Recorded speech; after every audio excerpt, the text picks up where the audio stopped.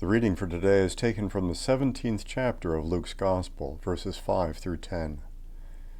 The apostles said to the Lord, "Increase our faith." The Lord replied, "If you had faith the size of a mustard seed, you could say to this mulberry tree, 'Be uprooted and planted in the sea,' and it would obey you. Who among you would say to your slave who has just come in from plowing or tending sheep in the field, 'Come here at once and take your place at the table'? Would you not rather say to him, 'Prepare supper for me, put on your apron and serve me, while I eat and drink. Later you may eat and drink'? Do you thank the slave for doing what was commanded? So you also, when you have done all that you were ordered to do, say, 'We are worthless slaves. We have done only what we ought to have done.'" The word of the Lord.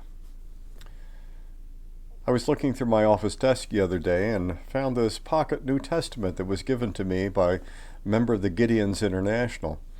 The Gideons are a group of Christian businessmen who give away Bibles. They're the ones who make sure that every hotel room has a Bible in it. They also go to college campuses and give away pocket New Testaments to everyone who will take one, and that's how I got mine a number of years ago on the St. Ambrose campus.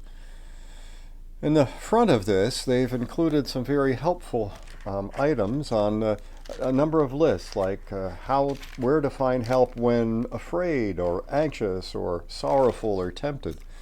There's a table of teachings about some of life's problems and another whole table on Christian virtues and characters. Each list has a group of Bible verses for answers to every problem. It's a time-honored belief that, in some Christian circles at least, that whatever question you have, the Bible has an answer to that. Well, I admit that I don't have that belief. The Bible most certainly tells us who God is and who humans are, and how we should relate to God and to one another.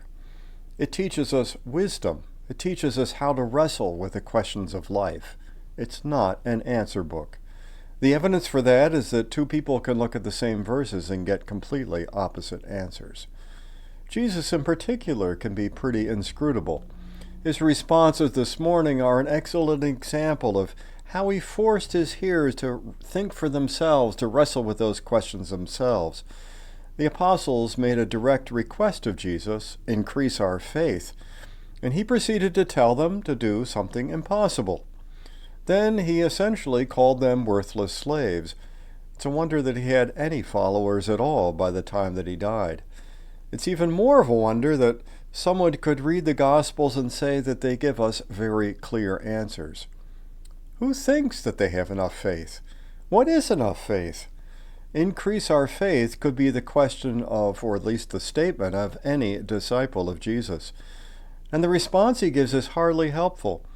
He said that the tiniest amount of faith, the size of a little mustard seed, would be enough to uproot a tree and make it jump into the sea.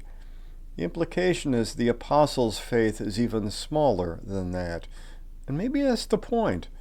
Maybe what Jesus is getting at is that faith is not something to be quantified. Rather, it's something to act on. One of the best responses I've ever heard to someone who says they don't have enough faith is, "Decide what you would do if you did have faith, and then do it." It's remarkable how that does increase one's faith. But what about the worthless slaves part? Well, I think that's more about duty, simply doing what one is supposed to do.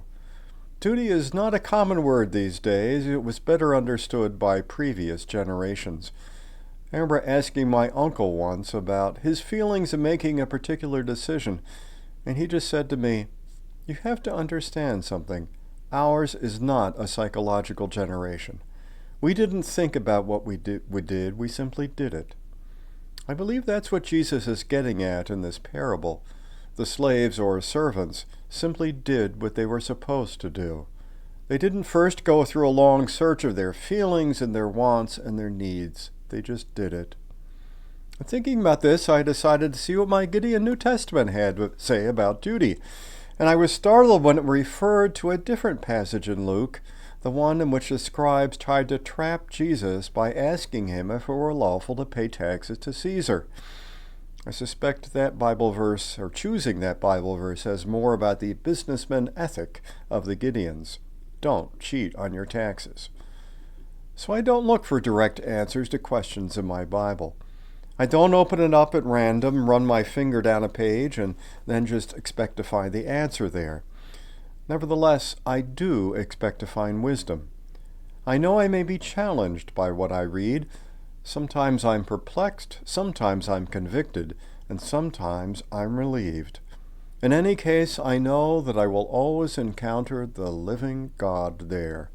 And that's why I kept this little New Testament, because it was and still is yet one more way for me to encounter the life-giving Word. Amen.